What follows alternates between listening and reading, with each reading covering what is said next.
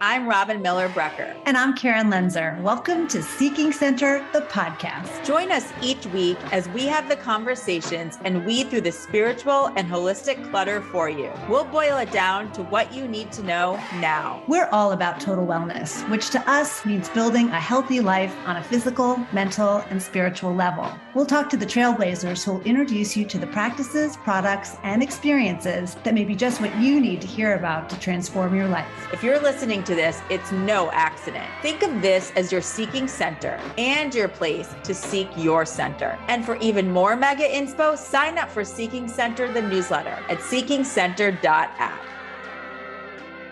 We're excited and honored to introduce you to Jim Berenholtz. Karen and I both had the privilege of having Jim spiritually guide us on recent trips to mystic and magical Sedona, Arizona. His undeniable connection with spirit, the land, Native American culture, music, and meditation created life-changing experiences for each of us. Jim has extensive knowledge and experience within sacred travel as well as sacred healing. Oh, and did we mention he's a composer, musician, and artist as well? His life journey so far is fascinating. This episode is going to be chock full of inspiration, whether it's planning your own sacred journey or creating a daily ritual to help you tap into your most authentic you, your soul. Let's get going. Hi, Jim. Hi, Jim. Hey, great to see you both. Oh, it's so great to have you here. We were coming up with questions. Robin and I almost couldn't stop because there's so many incredible things that you do and teach and share with people. So we are just so excited to share you with the people who listen to our podcast.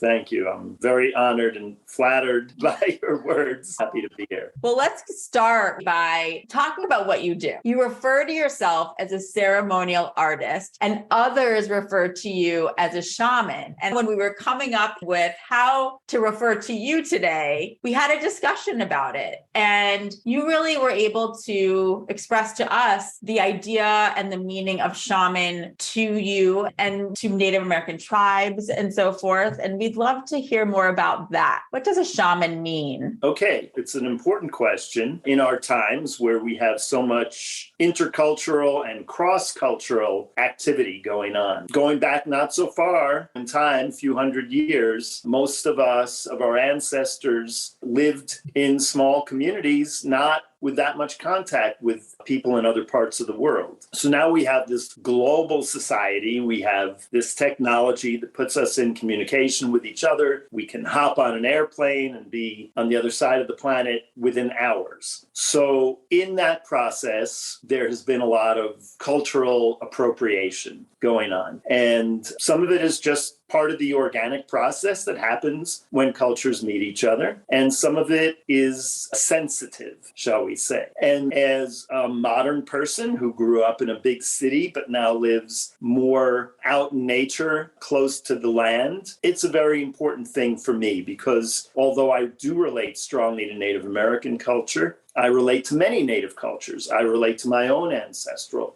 culture. First and foremost, I see myself as a Native human. And I think there are a lot of things about our cultural background as human beings that connects us to the land, to nature, to the earth. So that is part of our heritage. It's part of us for every human being. And nobody should feel ashamed or reluctant or incapable of making a connection, a deep spiritual connection with the natural world. Because that is your heritage. That is your ancestral right as a human being, okay? This word shaman has a lot of charge around it these days. Where does the word come from? First of all, it is not a word in Native American culture. The word comes from Siberia, from the indigenous people of Siberia. Of course, there are many indigenous cultures in Siberia. There are the Buryat people, there are the Evany, there's a lot of different cultures. But some of those people around the area of Lake Baikal, which is a very sacred lake, sacred body of water that actually holds about 20% of the Earth's fresh water. And I was privilege to be there working with Buryat shamans back in 2001. And that region of Siberia is where this word shaman comes from. Typically, in those cultures, the shaman is a medicine person, a healer, a person who communicates between different dimensions of reality. So our conventional reality that we live in, that we have a sort of shared agreement about, yes, that's a tree and that's a car and I'm walking down the road and we're all in 3D. But the shaman is able to travel, to navigate into other dimensions of reality that are generally not that accessible or visible to most people. Some of us may have an experience here or there where we feel like we get a message from the spirit world. Maybe it's a relative of ours who recently passed away and we feel like we receive a message from them. That, of course, is not unusual. We find this all around the world to this day, no matter how modern or scientific a person may think they are. People have these experiences. There is that kind of access to the other side, let's say. But the shaman does this on a regular basis. They travel, they navigate to the other dimensions, not just past or future or to the realm of the spirit beings of the ancestors who've passed on, literally into other zones of perception of what this world is, like vibrational realms. For example, to not just see the physical tree, but to see the spirit of that tree, to see the vibrational field of the tree or of a bird or a mammal or another human. And when you are able to see those sorts of things or sense or feel those sorts of things, you can, in many cases, diagnose what's going on. Maybe there's emotional or psychological problems. Maybe there are physical or physiological problems that a regular medical person or doctor or psychotherapist just can't get to the bottom of it. But the shaman is able to penetrate into these other dimensions and often see instantly what is going on. They are perceiving energy. They are working with vibration. So the Siberian shamans would do this sort of work. They often were people who had near-death experiences or even a sort of psychological meltdown, and they recovered. And it was through that recovery that they became a shaman because they had this healing crisis, what we might call in modern mythical language, the wounded healer. The Siberian shamans have a certain kind of clothing that they wear. They have a hoop drum, some kind of frame drum that they hold. They will travel into the upper realms on a flying horse, a spirit horse. So these are classic elements of Siberian shamanism. The interesting thing is we find a lot of those same features in Native North American culture and even down through Mexico, Central and South America. Not all of them, but many of them. And so the word shaman has come to be used in reference to medicine people in different Native American cultures, but traditionally they would have their own words for who that person was in their culture. When I met you, Karen referred to you as Shaman Jim, but that's not something that you really declare yourself because there's respect, I think, is what I got out of talking to you prior to this conversation. Can you just explain that? Absolutely. A lot of my early spiritual training was in Mexico with different Native cultures. And in particular, I studied with an Aztec or Nahuatl man of knowledge in central Mexico. In Spanish, we would call him a sabio. In their indigenous language in Nahuatl, he would be known as a tlamatini. And he was a very gifted shaman or tlamatini. And a lot of what I learned was by observing him, by observing the rituals that he and his apprentices would do. And I became an apprentice as well. And they periodically would hold these ceremonial gatherings on top of the mountain where his kalpuli, his community was. And people would come from other cultures, other native tribes, and there would be a lot of interaction and sharing. So at one of these gatherings, a Native North American African man came, and he was very arrogant and boisterous. And he challenged my teacher, not physically, but it was like a verbal duel, and saying that he wasn't a real shaman and that he was an imposter. And this guy was saying that he was a shaman. My teacher was very calm, and he responded. He says, in our way, a person who is a shaman never says that about themselves. It is not their place to say that. It is only for their community, for the people who they work with, to say whether or not they are a shaman. And I could hear him saying this like it happened yesterday. And it really impacted me. And of course, as I studied with other teachers in other parts of the world, including in Africa, etc., I saw that same humility, that same approach to the work that these healers and these shamans were doing. They didn't give themselves that title, but the people around them would say that about them. I don't feel it's my place to say that I'm a shaman or not. I can say that I work with shamanic practices, that I've studied with gifted shamans, that I respect that as a tradition. So I'm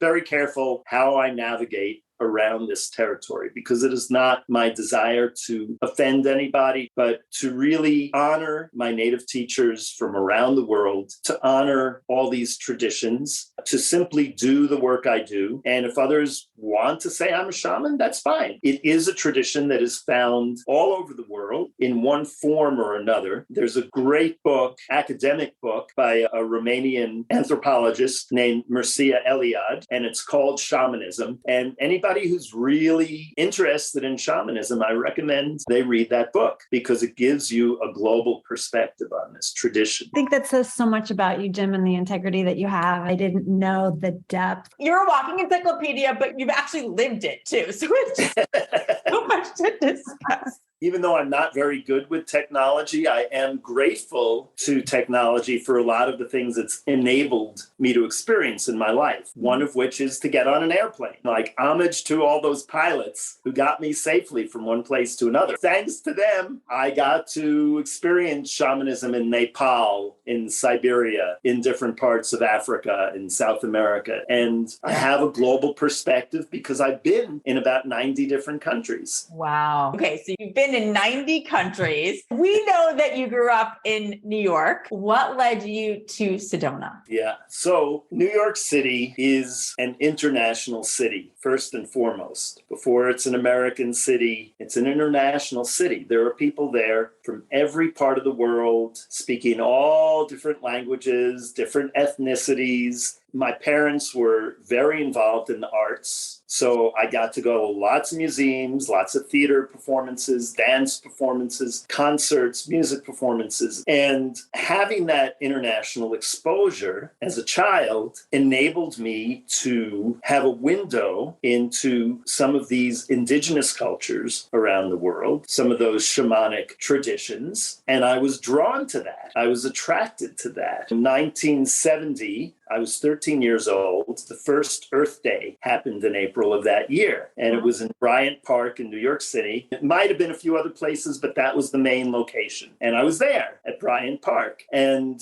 for me, my feeling about nature, about the earth, was that we are here in this time to protect the earth, to love this planet, to not destroy it, not just because we need to be practical about preserving that for the future, but because every living thing, every animal, every plant, every human has an inherent right to live, to have home territory, to be free. And I see that as a spiritual thing, not just as a sort of biological thing or a practical thing. So in the environmental movement, much as I felt connected to it, I also felt disconnected to it, because at that time, the spiritual element, the philosophical element was missing. It was practical, but it wasn't the same as this Native American philosophy, which I started to read and come across in films and other programming, of that every living thing has a place on this planet, that we humans are no better than any other animal. We are equally sharing this place. And I love that. So I started going more and more deep into these native traditions and feeling that kinship with them. And because I was also involved in music and art, I began exploring more of the indigenous music and art. that goes with this philosophy, with this worldview. So by the time I was 14, I was writing an opera based on the life of Sitting Bull and Black Elk, who's the subject of that book, Black Elk Speaks. And 14 years old? Yeah. I just want to make sure everybody heard that. Yeah. I was very determined from a young age. I had dreams when I was very young, and even certain kinds of visions where I knew I was connected to these native cultures. I didn't have the terminology or background to understand at that time much about the concept of past lives or things like that. But I knew that somehow I was connected with these cultures. When I was 15, I did my first trip out west with a group of other teenagers. It was called Wilderness Bound. So it was similar to an Outward Bound type program. And when I came back on the train in Grand Central Station in New York City, my parents met me.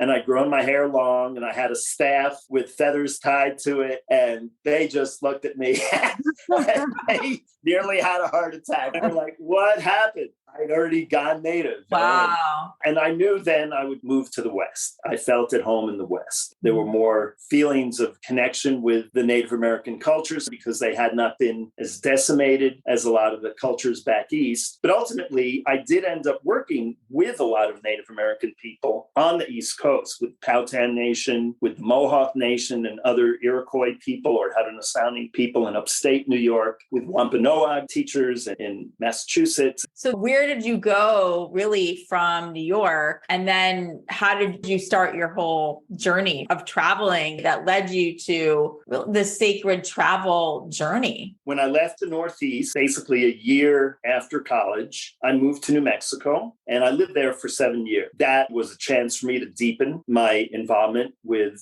indigenous people in New Mexico and also in Arizona. I was doing quite a bit with Navajo and Hopi people at that time, going back and forth to Arizona, starting to visit Sedona a lot. But eventually I decided to move to California, to Los Angeles, to pursue my music career and specifically doing film soundtracks. So I ended up, long story short, being in California for 30 years. It was a great period of my life. But ultimately, I came back to the Southwest. And this time I decided to come to Sedona rather than go back to New Mexico. I partly chose Sedona because I think it's more sustainable with respect to the availability of water on a long term. And of course, there is the huge piece, which is the spiritual energy here and the beauty and the fact that I could come here and do this work, which I love to do with groups, with individuals, with the spirit of the land, and that people come here from all over the world to experience that. Jim, I know when Robin and I have each gone there, there's just something so deep and spiritual about it. It's almost beyond words. It's a feeling. But since you've been there so long and been part of the land for so many years, I just love listeners to get your perspective of what is it to you? What is Sedona to you?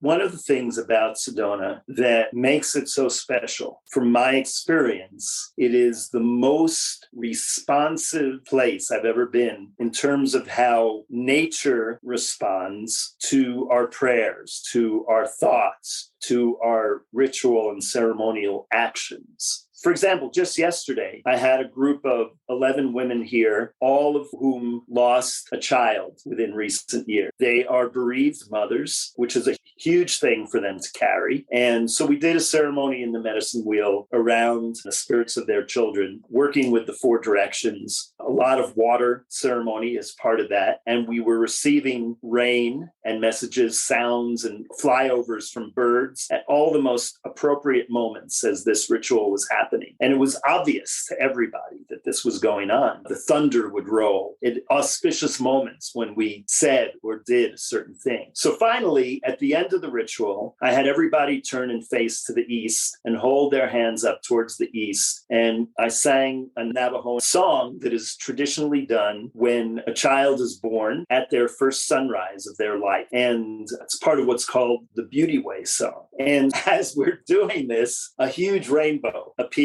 across the eastern sky. And it was such potent moment for these women, these mothers, to feel the spirits of their children in that rainbow. I'm crying right now. This kind of thing happens in Sedona all the time. It's like an electrical grid that's all wired, hooked up together, and it just happens. And so this magic, what we would think would be extraordinary, is the ordinary here. This is the way it works here. Love that. We just have to add from my own experience. You are the orchestrator of that. You conduct, talk about being a musician. You conduct the environment in such a way that you see it. You are able to point it out to the person who is there experiencing it for the first time. But I think there's something in you, Jim, that conducts it in, that brings it in, and you're the air traffic control of all of that. Very true. And Karen and I, we were there at different times and different intentions. And that was so true. For Jeff and I, we had a whole day filled with different weather at different times. And they were very much on purpose for where we were at those exact moments. And to your point, Karen, with Jim orchestrating different meditations, different music at different points, we felt, we heard, we're very connected to all aspects of nature and both the spirit world and the earth. And that was really thanks to you and your guidance. So yeah, it is really a matter of being a facilitator. And I thank all my Buddhist teachers through the years. I was really lucky in college to have Robert Thurman, who's an amazing Buddhist scholar. He was one of my main teachers in college when I was there. And he used to be, for many years, the main translator for the Dalai Lama when he would visit North America. Through Buddhism, there's a lot of teachings about humility and about keeping the ego in check. We all need a healthy ego. The ego needs to be your amigo, as they say, but not be over the top. And I can help to orchestrate or facilitate an experience. But ultimately, it is nature, it is the earth, it is the spiritual dimension itself that is allowing these things to occur and for everything to line up. And as I told the women in our circle yesterday who were asking about the ceremony we were going to do and why it would work, I said to them, 90% of the power of ceremony is in your intention. If your intention is clear and strong, that's what's going to carry us. That's what's going to make it powerful. All the other songs and dances and colors and activities, ceremonial objects, that's the window dressing. 90% is a clear intention and a strong intention. I mean, if we think about the humans that landed on the moon, that's quite magical that our species that is descended from other primates could manage to figure out how to get this thing out into space and land on the moon. That's crazy. But it was done because people had the intention to do it. They had the vision and belief that it was possible. It could not have happened if people didn't believe it was possible. So living here in Sedona, I get to not only experience, but to illustrate for other folks on a daily basis the impossible possibilities of the magic of this nature, of this earth that is actually normal. It's really the way it works here. And speaking of that, can you talk about the vortexes? How do you feel about them? Do you find that there are these types of vortexes or energies in other parts of the world? Yeah, the word vortex started to get used a lot by different spiritual teachers here in Sedona in the 1960s, 70s, 80s. And one of those teachers was a woman who was a psychic channel. Her name was Paige Bryant. And at one of her channelings, she spoke about there being 8 vortexes in Sedona, that 4 of them were active and 4 were inactive. And the 4 that were active, she listed. And over time, those 4 locations became very popularized in the literature. And then, of course, with the internet exploded. They became very commercialized by the various tour groups here in Sedona, whether it's Jeep tours or other kinds of programs. A lot of people advertise, oh, we'll take you to the vortex. And so all this expectation gets built up about these particular places. And I've had many a humorous experience in my work as a tour guide here where I'll see some other people out at one of the official vortex sites and they're standing there with their friends or spouse saying, I don't feel it. Where's the vortex? And it's, of course, this spiritual energy is not a push button thing. There is a need to be in the right place at the right time, to be receptive, to feel what's there. And what one person feels strong in one place, another person might feel nothing. They might have a different place where they feel the energy strong. And it may not be one of these vortex sites. The truth is, there are power points and energy points all over Sedona. Where I'm sitting in my living room right now talking to you, I have a spectacular view to the east of a group of red rock formations, which we call the Eastern Gate. And around equinox time, the sun rises right over those rock formations, one of them which is shaped like a pyramid. And I know that that is a high energy point that is directing its energy right into my living room where I'm talking to you right now. So it's not on the vortex list, but that doesn't matter to me. I know from experience what it is. We have places here in Sedona that are very sacred to the Yavapai people, to the Hopi people, to the Dilge'e people. That's their name. The Apache call themselves Dilge'e. And these cultures who have been here in this region for, if not hundreds, thousands of years, they have their own sacred spots. These are places that connect with their cosmology, their history as a people, their ancient roots. And I do whatever I can to learn as much of the different cultural viewpoints about Sedona and the land. And then I drop all of it because ultimately the land, if you're open to it, will speak to you directly and show you the truth of what it is. And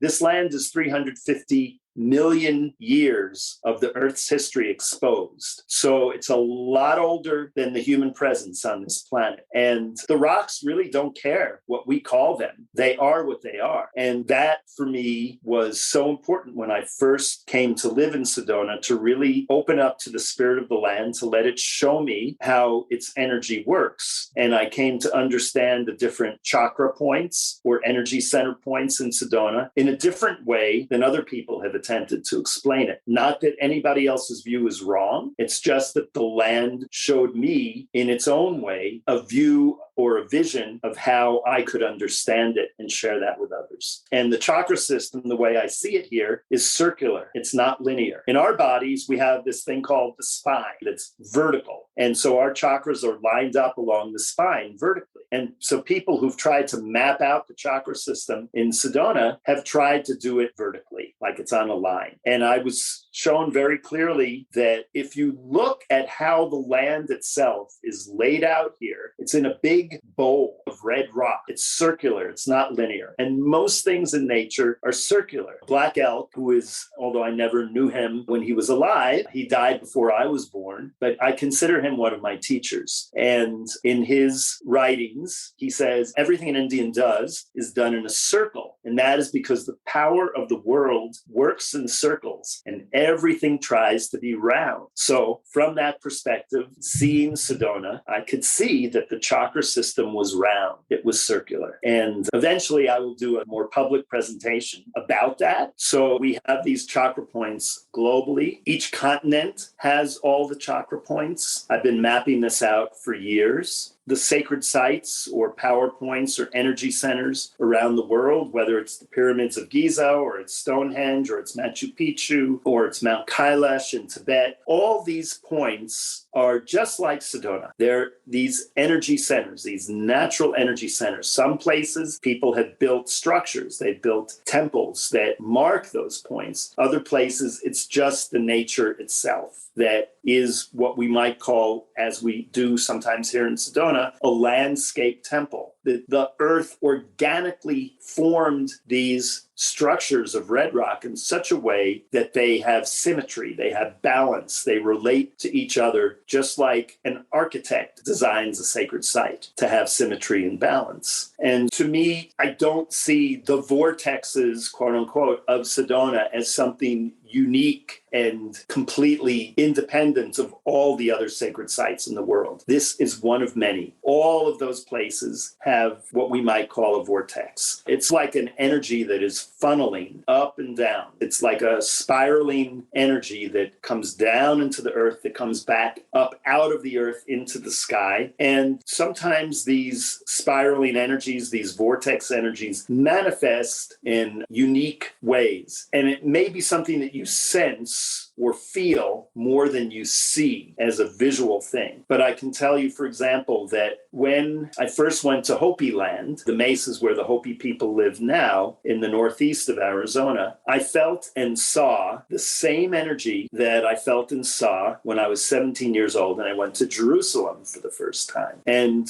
it was a very particular type of spinning energy that I only have felt in those two places. Not to say they are the only two places that have it, but there was something about those two places that is similar and that makes them each sort of a holy land. There are different types of energies in the land, in the earth. Someday, perhaps as a global culture, we'll have all the languaging to really accurately describe what these places are. And I think there aren't many people like you, or that at least Karen and I know, like you, that have been to 90 countries and have experienced different energies and can be aware of the energies in all of these places. So it's such a gift to hear your observations and for you to share what you've learned and what you've seen or felt in these different places. And I would also ask, are there other places within the United States that people listening could also visit in addition to Sedona where there are these special energies? Yeah, absolutely. Absolutely. The other place specifically in Arizona that I feel is an amazing PowerPoint landscape temple is Monument Valley, which is on Navajo Nation land. It's on the border area between Arizona and Utah. Monument Valley, energetically as well as visually, is absolutely spectacular. The Grand Tetons in Wyoming, just south of Yellowstone National Park, absolutely high energy, spectacular place. To me personally, they are the most magnificent and spiritually charged mountain range in the lower 48 states. In Lakota tradition, it is sacred council grounds for them. The Black Hills of South Dakota, also super powerful place known as Pahasapa in the Lakota language. And the highest point there, which I'm so happy is now called Black Elk Peak, used to be called Harney Peak, but they changed the name, which is most appropriate, as it is the place where Black Elk had his powerful vision. There are other sacred points in that region. Devil's Tower in Wyoming, which people will be familiar with from Close Encounters at the end of the film. Mount Shasta in California, very powerful. Rainier, a number of the mountains in the Cascades are very powerful. Crater Lake in Oregon, really potent point. Niagara Falls is a very sacred and powerful place here in this country. And beyond that, up in Canada, near Peterborough, Ontario, is an amazing petroglyph site that is managed now by the Anishinaabe people whose ancestors created it. The Anishinaabe people are the same as the Chippewa or Ojibwe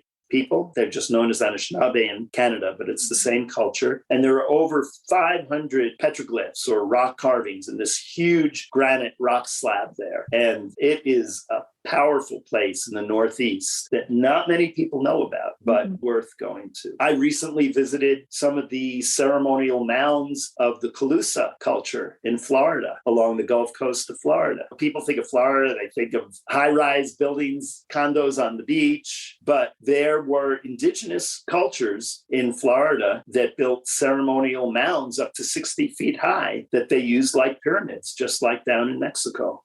We have so many of these sacred sites that are connected with ancient cultures that we may have lost a lot of the living expression of. I think it's important to go to these places to feel the energy, and especially for the indigenous people to be able to reconnect with the memory of their ancestors in these sacred sites, because vibrationally, those rituals, those traditions are still there. They are still in the energy field. And there can be a way to tap into that and to bring it back alive. So much wisdom there. Karen, you're in Texas. There's an area in the southwest of Texas that has the most fantastic cave paintings in all of North America. It's where the Pecos River flows into the Rio Grande. And the cave paintings there are between 2,000 and 4,000 years old. You cannot go without without having a permit through a museum in San Antonio. But that museum is managing these sites along with some of the landowners whose ranches these sites are on. And I'm going back in October to another cave shelter that I haven't been to yet that I'm really excited about. And these are very sacred places. Who would ever think? That's so cool. Who would ever think? Yeah. Because it seems like there's almost a place to go in every single state. Absolutely. Serpent Mound in Ohio, another amazing sacred. Chaco Canyon National Monument in New Mexico, in terms of human structure of an ancient mystery school, ancient university of indigenous cultures. Chaco Canyon is like our Machu Picchu here in North America. It was really like an ancient university, the Oxford of North America in its 1,000 years ago. Oh, I love that. I feel like we should talk about spirit animals because they are part of your work as well, both in your art and also part of the experiences and what you talk about. Can you talk about how you incorporate them into your work? Yeah. So from a very young age, I don't know, 3, 4, 5, really young, I was drawing and painting animals. And lots of kids do that. I think naturally children love animals. But for me, that continued beyond my childhood. And as a young teenager, I became involved in the Animal Liberation Front, the animal rights movement in New York City and beyond. And so I've always been very passionate about animals. They've played a big role in my art. And again, I started connecting more with the spiritual and symbolic side of the animals, because if we look at the ancient and native cultures around the world, we will see every single one of them uses animal symbolism in their art, in their storytelling, in their cosmology, and how they describe the stars and the constellations. It is a part of the imagery of the gods and goddesses in all these cultures, whether we're looking at ancient Egypt, whether we're looking at Vedic culture, at Hinduism, they all have this animal symbolism. And it's much deeper than just, oh, the jaguar has a beautiful pattern on its coat, its skin, right? No, there's deep meaning. The jaguar is the lord of the forest to these cultures. For the Aztec and Maya culture, it's connected with the nighttime sun, that animal. The daytime sun is often represented by an animal like an eagle or a hummingbird. But when the sun is on the other side of the earth, when we can't see it, it becomes the jaguar. For the Aztecs, it was also a symbol of the power of the earth that's inside volcanoes, which they call tepiolo. Each animal, if you look at all the cultural traditions from those cultures that evolved in the territory of that animal, you will discover a very rich world of information and cosmology about that animal. And we can see, whether we're fortunate enough to see animals out in nature free, the words wild gets used, but I like to think of it more as free. They're not imprisoned. So if we see the animals out free, or we see them in films, we get to observe their behavior. And in their behavior, we can see the same attributes that we see in human psychology and behavior. And the animal interpretations that I work with when I do an animal spirit reading for somebody are very psychological. And so it's like doing a psychological portrait of a person through their animal spirits. And back in the 1980s, when I started studying the Kabbalah, the mystical part of Judaism, I was learning about what we call the tree of life. And there are 11 positions in the tree of life. They're known as the Sephirot.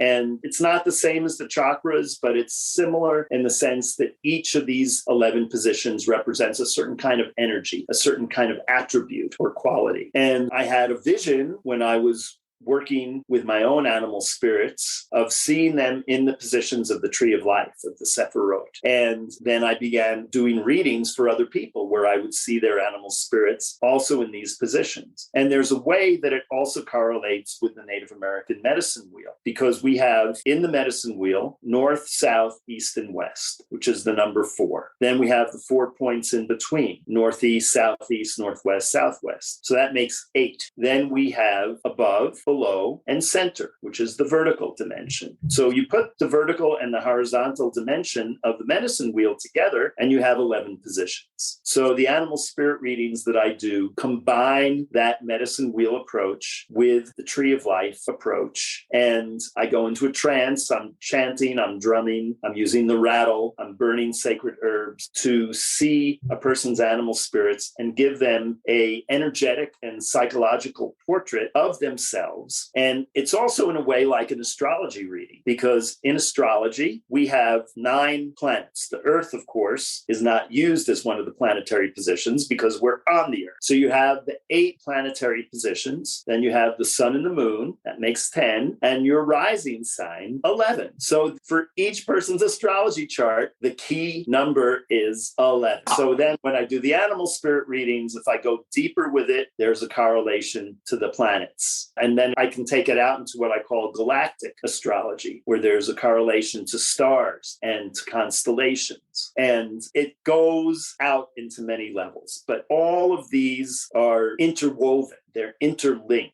And as I developed my own spiritual path through the years, in my 30s, I began to open more and more to the star knowledge. I remember having this idea that my spirituality is based in nature. It's all about the earth, plants and animals and the native cultures here, etc. And I really was not that open to the stars and astrology and astronomy and all of that because I considered it to be ungrounded. But when I was 30 years old, I was able to experience a medicine plant from the Amazon called Varola. It's a kind of powder that comes from the bark of a tree, and it's blown up your nose. And it's similar to the same, very similar kind of plant from tree bark that's traditionally used in the Caribbean by the native cultures there, called yopo or nopo. And when I had this experience it was at night, and it only lasts maybe about 10 minutes. It's very intense and very fast. And what occurred was that the world turned upside down so that the sky was below me and the ground was above me. And it was the strangest thing. But I felt like the stars were all these little berries on the ground. And that if I reached up or reached down, up because up was down, to grab the light of these stars, it was like I was able to eat them like berries. And from that flip-flop experience, I suddenly got what I had never understood before, which is that the stars, the cosmos, is part of nature. It's not separate from nature. It's just a different direction. We can go up, we can go down, but it's all part of nature. And I later learned, much later, decades later, that when these indigenous cultures in the Caribbean would do the yopo, as they described it to the Spanish conquerors that were coming in, the shamans would tell them that the world turned upside down for them when they would take this plant. And I had no idea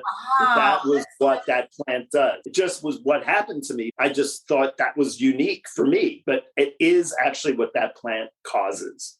And it completely shifted my attitude about star knowledge and the star beings and the sky, and that this is all part of nature. This is all part of the sacred environment of this universe. And so now I include all that in the spiritual work I do, even with the animal spirit readings. It's part of it. So all of this is knowledge that I've learned through my medicine plant journeys or through the trainings with the different native cultures. There's animal associations to all these star systems. And my mind's a little bit blown because I knew on all of it. And actually, the point you were making about the 11 and that significance in all of these different areas, obviously integrating. And I never thought about it that way. All of the layers. Yeah, it's interconnected. My native teacher from Mexico, who I mentioned earlier, when he was visiting me in New Mexico back in the early 1980s, I was living in this partially underground house built into a hillside. And we walked out one night from the house and he looked up in the sky. It was an amazing starry sky that night, very clear. And then he said to me, in exactly 1 week, there's going to be a huge volcanic eruption on the earth. He said, I'm not sure where it is, but it's a volcano and it's going to be a really big eruption. And I said to him, I said, how do you know that? He said, I can read it in what I'm seeing in the stars tonight. So exactly 1 week later, in the south of Mexico, in the state of Chiapas, this volcano known as El Chichonal erupted, and it covered that entire region in ash. It was a huge eruption.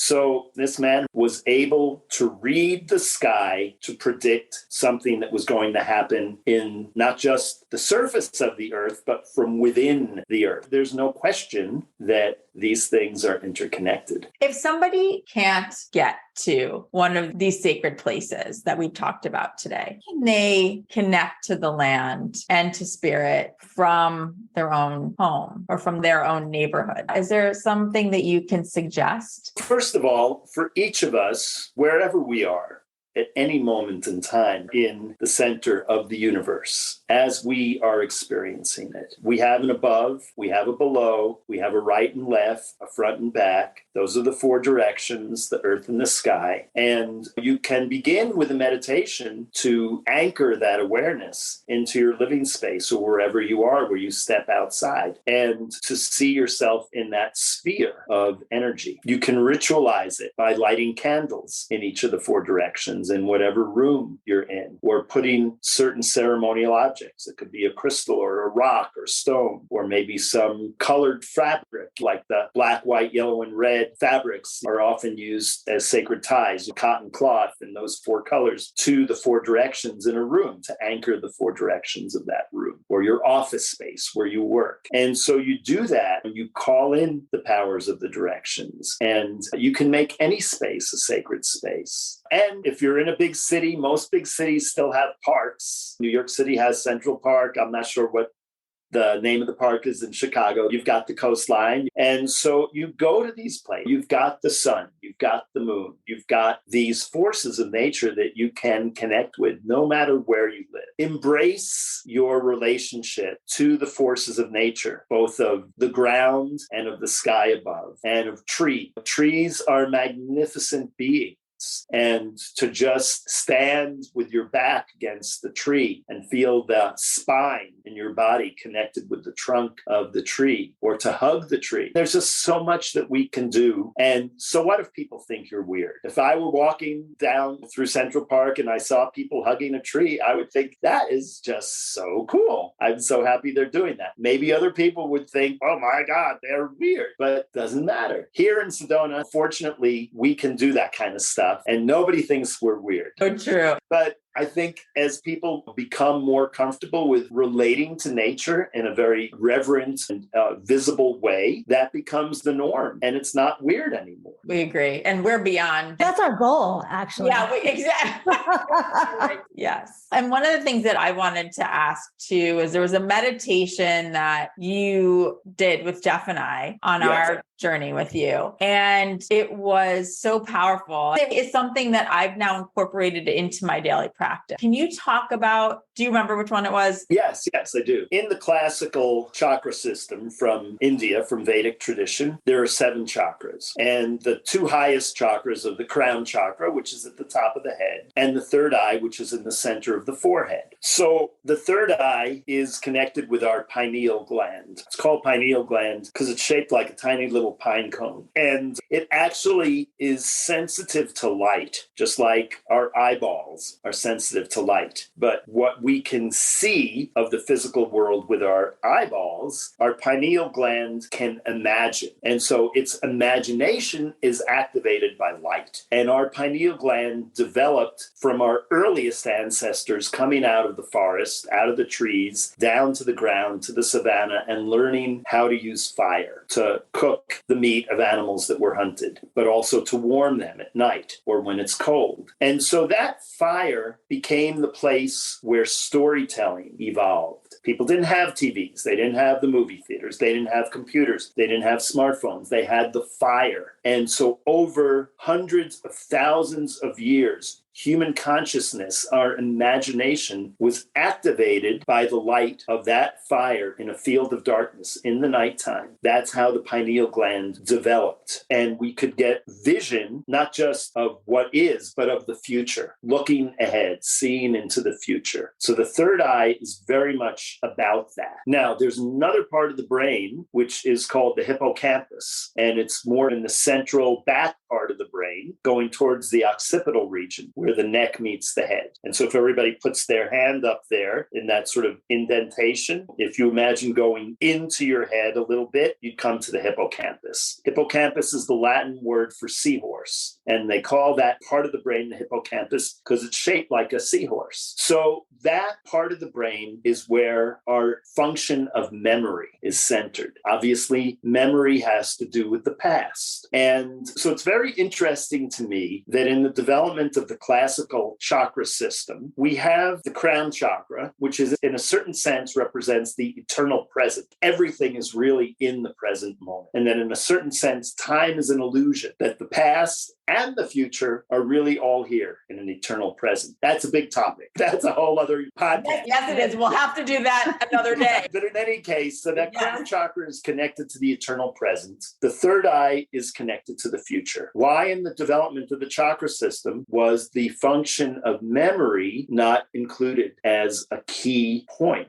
I don't know the answer to that question, but what I do know is that for our global society moving forward, if we're going to survive, if we're going to create a positive future, we need to tap into the wisdom of our ancestors, to the indigenous cultures, the ancient cultures, this past knowledge. And so I think for our times moving forward, that the hippocampus as a spiritual center is really important. And so I call it the eighth chakra. And so that meditation that I developed is about linking the hippocampus of the past, of memory, to the third eye, the point of future vision, to the crown chakra, the eternal present. And that forms a triangle. It's like the Holy Trinity, a different kind of Holy Trinity of past, present, future. It was so powerful. I'm now able to incorporate it into my meditation every day. And I think when you talk about memory and the past, and as you said, in order to move forward, we need to have learned from all of these cultures. And most people listening to this podcast are curious and open enough to believe in past lives. And so if we're talking about memory, that means all of us at some point, we're part of these different cultures. Correct. We can bring that experience to the future by tapping into the universal energy that can give that to us from our past, our own soul's experience. And it is so powerful. I really encourage people to tap into that, as you said, and create your own triangle as you meditate and visualize in your everyday. Yeah. And for the activation of the third eye, to sit with a candle and light it and focus on that flame, or to be outside around the fire and focus on that fire, will engage your vision ability, your imagination in a really powerful way that television screen, the movie screen, the computer screen, the smartphone screen cannot do. All those things are replacing our imagination instead of engaging it. And so we need to come back to the fire, to the sacred flame, to activate that. And this comes back to your first topic with me today, which is shamanism. Because where did shamanism start? It started around the fire, where the people told the stories at night. So theater, music, dance, poetry, visual art, ceremony, all of that began around the fire. That's why I like to call myself a ceremonial artist. All those art forms came from this evolution of activating our pineal glands, our imagination, around the fire. They are all different art forms. And shamanism is the sum total of all those art forms, including ceremony. It all came from that. Wow. I love that you tied it back to that. That's such a perfect way to end today. Yeah. I learned so much today, just having this conversation. I'm sure that everybody listening has a lot of things to look into further.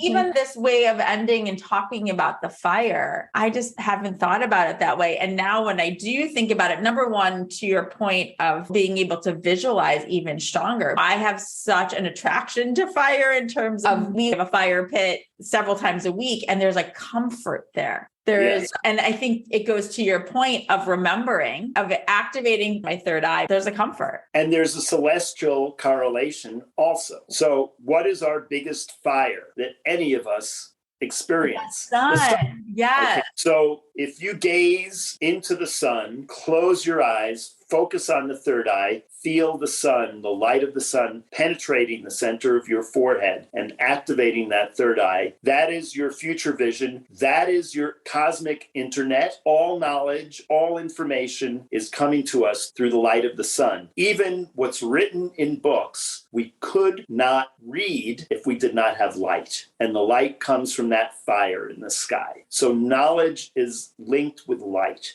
And so the sun is linked to our third eye. The moon is connected to the power of memory. It's linked to the hippocampus. And it is that watery, tidal, mystical, feminine realm that is linked with memory, with going back deep into our origins. We came out of the ocean. Every fetus, as it's gestating in the womb, is in a watery realm. And those cycles of women as are governed by the moon. So the hippocampus is connected to the moon. And then our crown chakra, the eternal present, is connected to the star energy. And everybody has different stars that are their sort of soul group star system or star connection. And it could also be a planet, which we see like a star. So, for example, the morning and evening star is Venus. It's the brightest of all of them in the night sky. So you can visualize Venus above you at your crown chakra, the moon behind you at the hippocampus, and then the sun in front at the third eye. Others may choose for the crown chakra point to connect to the star Sirius, whatever star or constellation it is that they feel the alignment with. So the star energy above, the moon energy behind, the sun energy in front. Wow. So much to think about. I would love to talk to you for days. Thank you so much for today. Thank you. And how should people, if they're interested in learning more about working with you or learning more about your work, your art, your books, your music, what's the best way for people to find you? I have a few different websites that people can go to. If they want to learn more about my art or my music, I even have clothing products that are made with the art designs, rooms that are made with the art designs, all kinds of things. So they can go to this website. It's www.hu-ra.com. So it's hoorah.com. And the dash is the dash that's in the middle, hoorah.com. Hu is the ancient Egyptian deity that represents the sound of the sun. Ra is the sun. I have another website which is more generalized, and that's jimberenholtz.com. So it's JimBerenholtz.com. And there they can see a lot more about my ceremonial work, my background as a composer, as an ethnomusicologist. There's a part of that website which I hope to get up and running soon that will describe the tours I do in Sedona, but it's not on there yet. But they can contact me through that website or through hoorah.com. And just by clicking on the link, they can contact me that way with any questions they have about doing a program. Perfect. And we'll also have those links within the show notes. Thank you so much, Jim. It was so great to be able to share this with both of you because we got to do it in person in Sedona. And I thank you again for the opportunity to share this with a bigger group of people. Our pleasure and honor. Be well. You too. You too.